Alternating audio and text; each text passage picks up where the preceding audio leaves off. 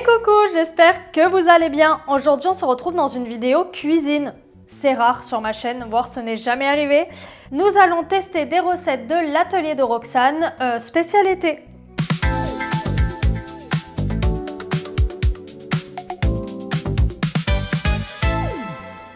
Vous voyez une caméra ici, c'est juste pour que vous puissiez voir ce qui se passe pendant que je cuisine, voilà, parce que là c'est pas trop pratique, mais là vous avez un plan du dessus.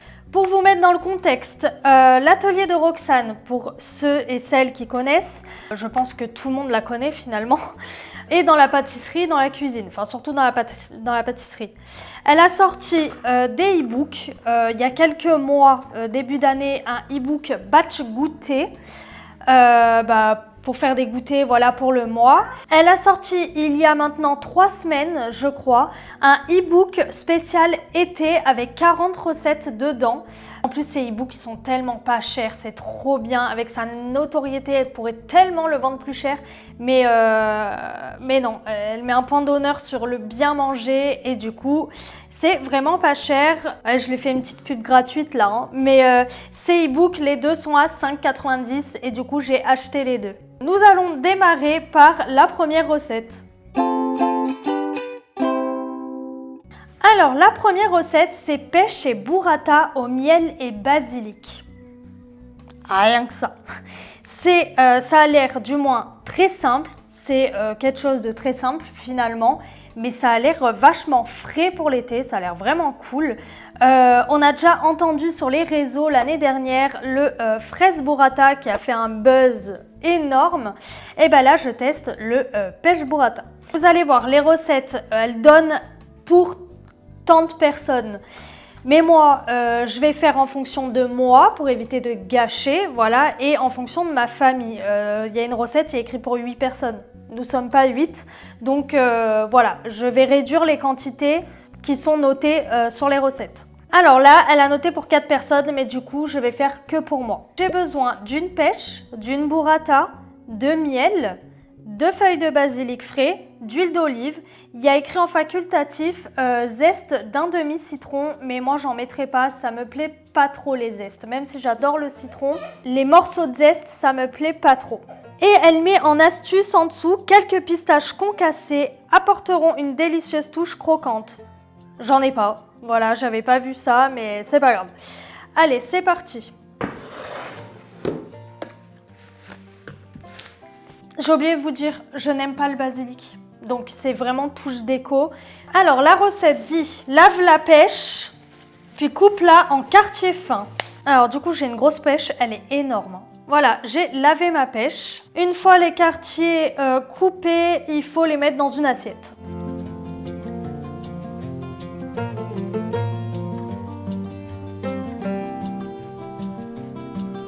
Si déjà j'arrive pas à couper la pêche, on va pas s'en sortir, hein. Ah, parfait. Allez, je mets une moitié de côté.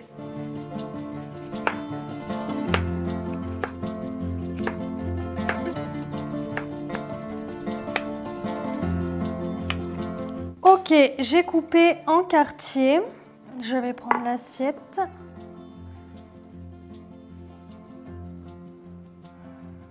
Comment je peux déposer ça harmonieusement ? Allez, ça y est, c'est carnage dans mes mains. J'essaye de faire comme la photo. Bon, j'ai des quartiers plus fins que d'autres, mais c'est pas grave. Ok. J'ai peut-être une assiette trop grande pour ça, ou sinon il faudrait que je rapproche un peu. Voilà. Ok, une fois que c'est dans l'assiette finalement, qu'est-ce qu'il faut faire ? Place la burrata au centre, puis déchire-la légèrement à l'aide d'une cuillère. D'une cuillère, pourquoi je ne peux pas utiliser le couteau pour la déchirer ? Bon, je vais la sortir de l'eau. Finalement, c'est mes doigts qui vont la déchirer, hein. Ah, voilà. Il faut la déchirer. Alors, sur l'image, je vois comme ça, voilà.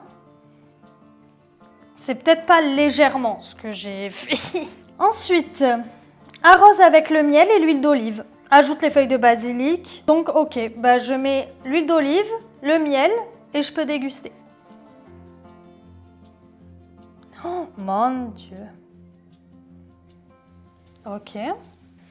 Le miel, j'adore ça, alors je crois je vais pas hésiter. Waouh. J'ai du mini basilic, c'est des petites feuilles. Voilà, je les rajoute. Hop, un petit peu là, un petit peu là. Ok, et ben écoutez, j'ai terminé. Et ben je vais déguster tout ça.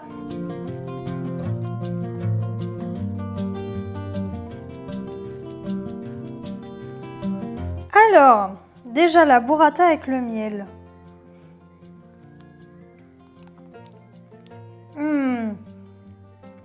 Et c'est incroyable. J'avais jamais fait cette association.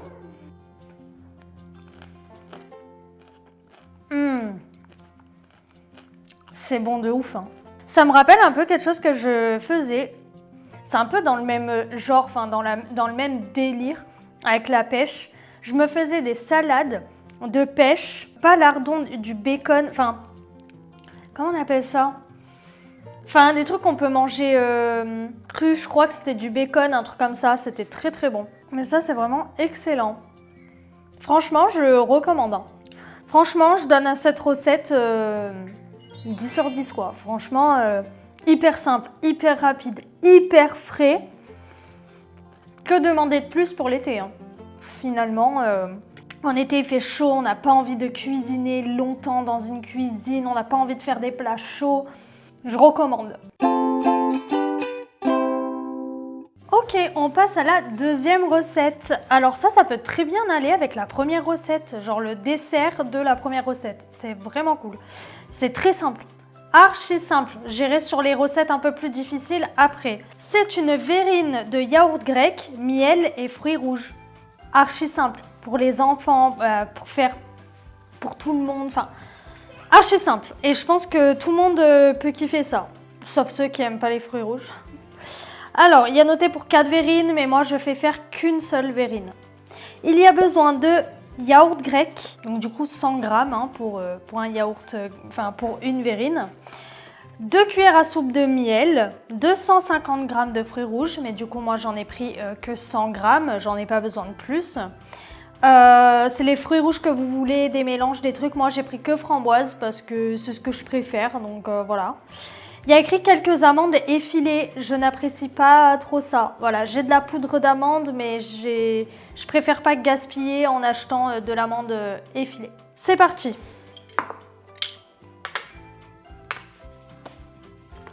Voilà, alors on a tout. Préparation. Verse le yaourt grec dans un saladier. Ajoute le miel, puis mélange délicatement à l'aide d'un fouet jusqu'à obtenir une préparation bien lisse et homogène. Ok. Moi, je pensais que ça se préparait direct dedans. Je n'ai pas lu les recettes avant. J'ai un mini fouet pour ce genre d'occasion, donc un mini fouet. Alors le yaourt grec, je vais tout mettre. Je voulais acheter un gros pot de yaourt grec, mais il n'y en avait plus quand je suis allée faire les courses. Alors, j'ai pris des petits pots comme ça, et puis en soi, pour mon quotidien, c'est peut-être mieux. Pour éviter de jeter le miel, je vais y aller un peu au pif. Hein. Comme ça, voilà. Elle a dit de mélanger au fouet. J'aurais très bien pu le faire à la cuillère, mais bon, si elle dit de faire au fouet, c'est que ça doit apporter quelque chose.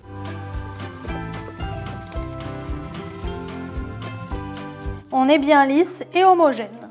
Prépare les fruits, lave les fruits rouges, puis égoutte-les soigneusement. Écoute les fraises si nécessaire. J'ai pas pris de fraises. Conserve quelques fruits entiers pour la décoration. Ok, ensuite, ça me dit de dresser en verrine. Il y a une image, je vous montre là directement, de un peu millefeuille comme ça. Donc je vais essayer de faire ça.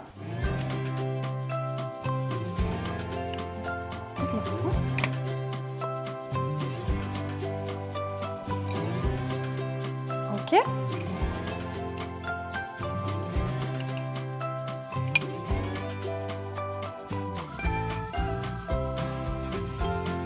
Ok, la dernière couche.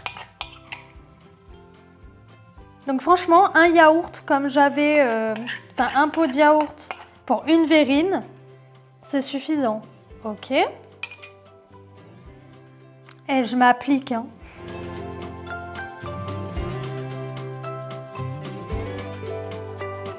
Ok, pourquoi pas rajouter un filet de miel comme ça. Waouh, c'est beau. Hein. Et mettre au milieu un petit truc de basilic. Eh ben, on est pas mal là. Qu'est-ce qu'on en pense?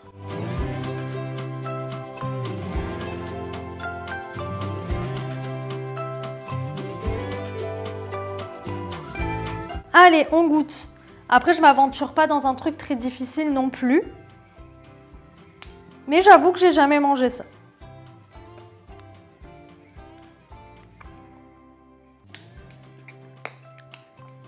Bah, c'est très bon.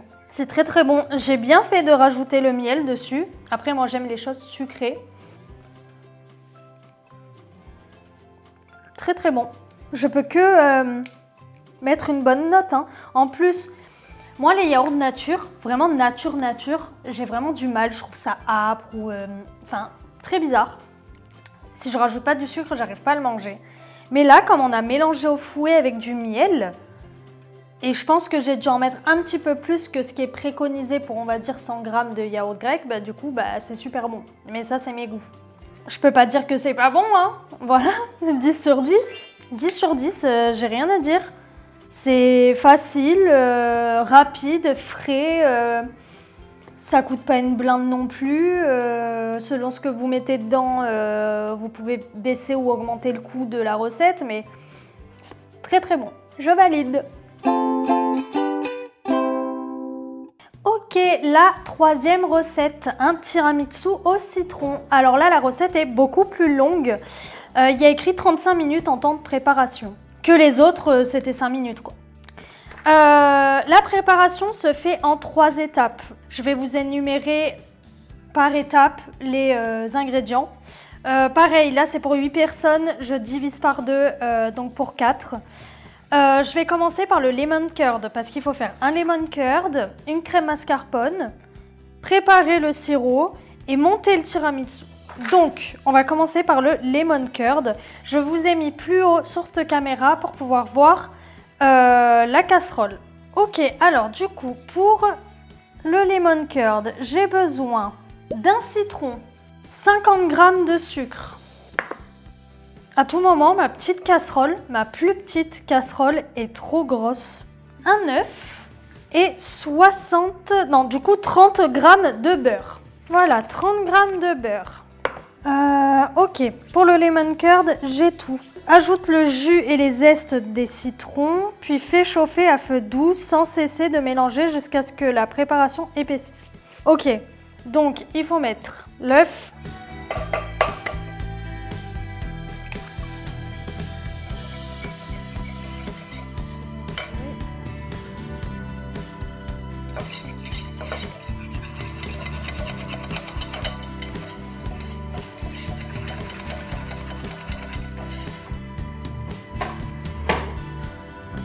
Le jus, on va essayer de ne pas foutre les pépins. Je n'ai pas de presse-agrumes. Il y a beaucoup de pépins dans ce citron, dis donc. Elle dit dans la recette qu'il faut mettre un peu de zeste. Je vais essayer d'en faire un petit peu. J'ai une grosse râpe comme ça. Essayez de faire des zestes. Hein. Ok, j'en ai un peu. Ok, je laisse puis chauffer à feu doux sans cesser de mélanger jusqu'à ce que la préparation épaississe. Hors du feu, incorporez le beurre coupé en morceaux et mélangez jusqu'à obtenir une crème lisse. Ok. En plus, moi je suis au gaz, alors le feu doux il est quand même un peu fort. Bon, je mélange et quand j'ai la préparation, je viens à vous. Ok, c'est épaissi. Ça épaissit en 3 secondes. Hein. Ok, je rajoute le beurre.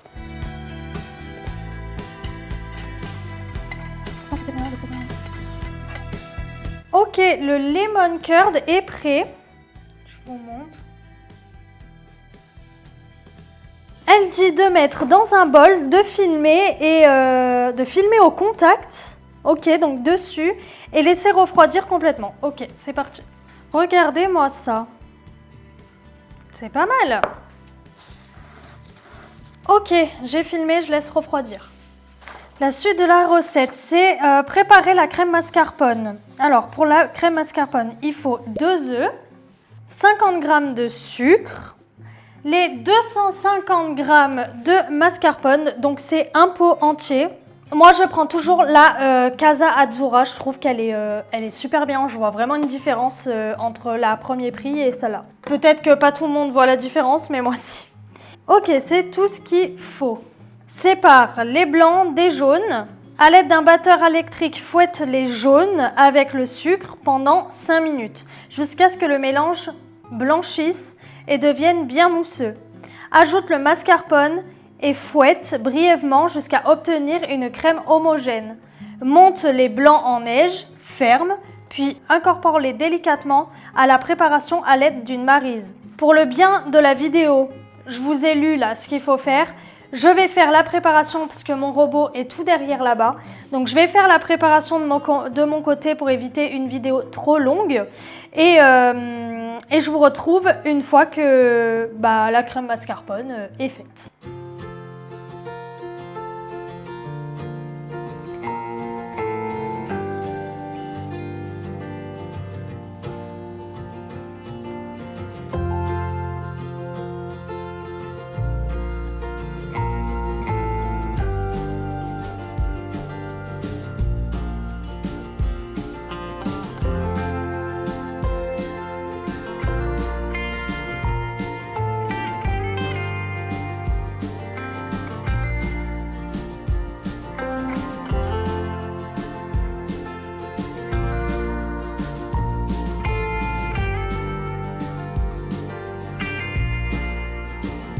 Bon, ok, ma préparation est terminée. Bon, j'ai un énorme bol pour une toute petite quantité, mais bon, c'est pas grave. La suite. Prépare le sirop. Dans un bol, verse l'eau, le jus de citron et le sucre. Porte le tout à ébullition et laisse complètement refroidir. Ok, je m'occupe de ça. Bon, j'ai fini de préparer le sirop. Il a bien refroidi comme dit la recette.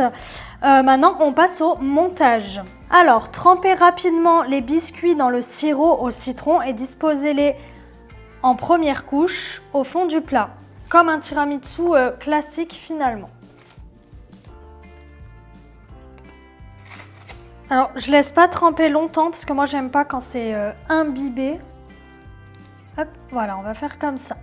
Ensuite, étale une fine couche de lemon curd, donc la première préparation de la recette, puis recouvre d'une généreuse couche de crème mascarpone.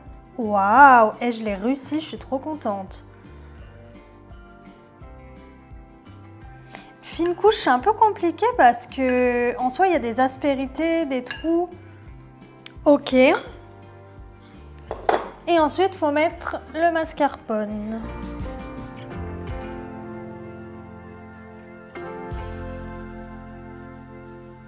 Je vais recommencer une couche.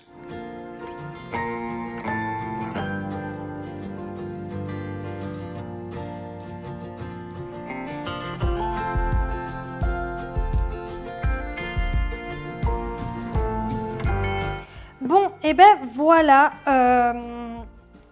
c'est fait. Je l'ai bien rempli jusqu'en haut, mon plat, j'avais assez pour tout faire.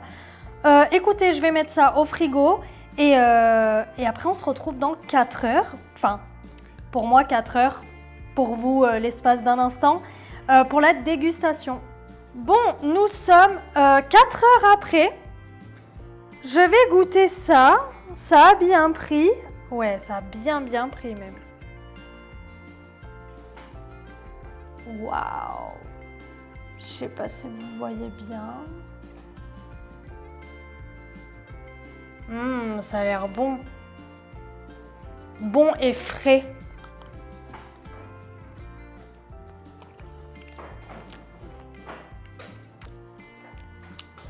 C'est très bon, c'est très frais. Mais je trouve que j'ai pas mis assez de goût citron. C'est pas assez citronné à mon goût. J'aurais pu en rajouter. Mais c'est très très bon. Je pense que je mettrai un 4 sur 5. Enfin, ouais, même pas un 4 sur 5. Un 4,5 sur 5 pour faire 9 sur 10. Allez, on passe à la prochaine recette. Bon, on passe à la quatrième recette. C'est une mousse au citron légère. Alors, il est écrit c'est pour 6 personnes, mais je vais diviser par 2. Voilà, sinon il y en aura trop. Il y a besoin de 25 centilitres de crème liquide entière bien froide. Alors, j'ai laissé dans le frigo. Voilà, je sortirai au dernier moment. De 250 g de mascarpone.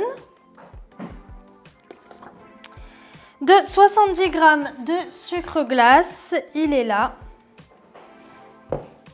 Et le jus d'un citron qui est juste ici. Alors, fouettez la mascarpone avec le sucre glace, le jus de citron, les zestes jusqu'à obtenir une préparation bien lisse. Allez, je m'occupe de ça.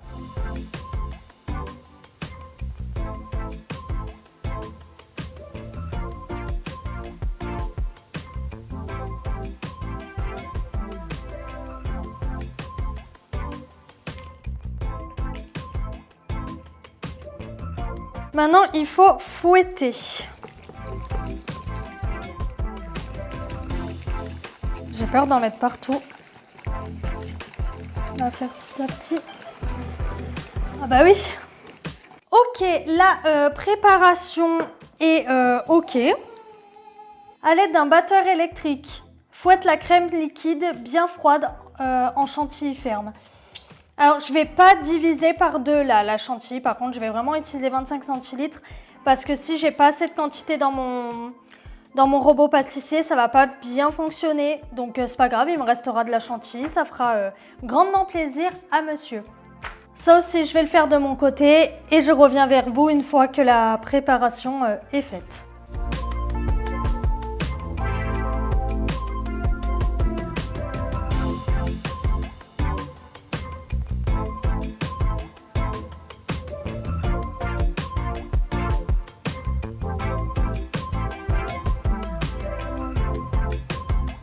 J'ai ma chantilly qui est bien montée, voilà. Incorpore délicatement la chantilly au mélange au citron à l'aide d'une spatule en soulevant la préparation pour conserver la mousse bien aérienne.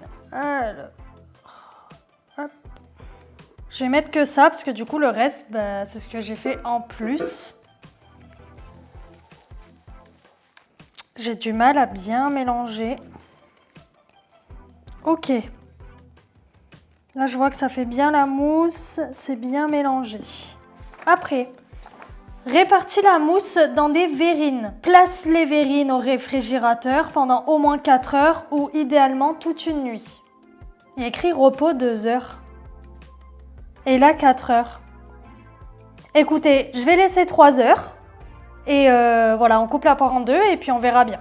Alors, j'ai des petits pots en verre comme ça que je récupère quand j'achète mes yaourts au citron finalement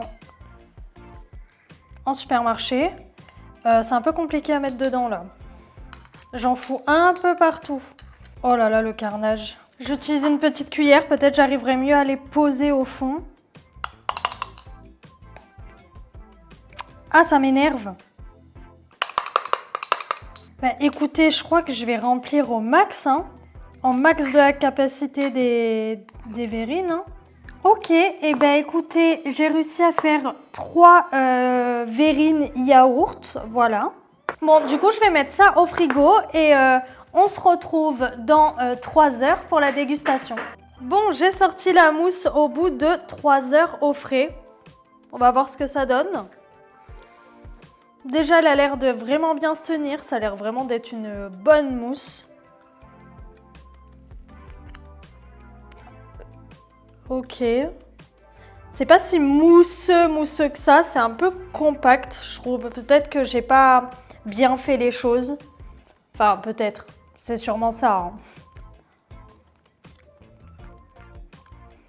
Et bien pareil, ça manque un peu de citron. Il n'y en a pas assez, je pense que j'aurais dû en rajouter x2. Après, j'aime très citronné. Là, c'est très léger en goût le citron. Mais sinon, c'est bon. Hein. Après, je sais pas si j'en referai et que j'en mangerai comme ça. Et les mouches, elles m'embêtent là, j'en peux plus. Je sais pas, on sent vachement le goût de la mascarpone.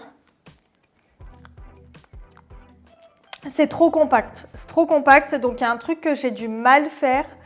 J'aurais peut-être dû rajouter finalement toute la chantilly.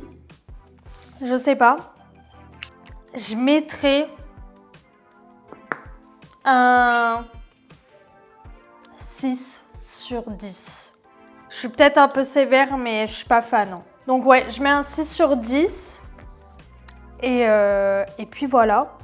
Je pense que c'est pas de la faute de la recette à Roxane. Hein, c'est purement moi qui a dû louper quelque chose.